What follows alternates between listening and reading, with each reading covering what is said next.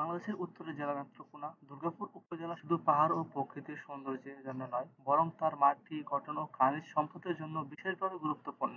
তাই এই অঞ্চলের সবচেয়ে মূল্যবান খনিজ হচ্ছে চীনামাটি। একে স্থানীয়ভাবে সাদামাটিও বলা হয়। চীনামাটি এক ধরনের খনিজ যা দেখতে দুধ সাদা।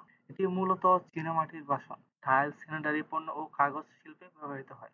দুর্গাপুর উপজেলার বিজয়পুর এলাকায় প্রথম এই মাটির খোঁজ মেলে ১৯৫০ থেকে ১৯৬০ এর দশকে। বাংলাদেশ নিশ্চিত করে যে এখানে উচ্চমানের চীনামাটি বিশাল ভান্ডার রয়েছে।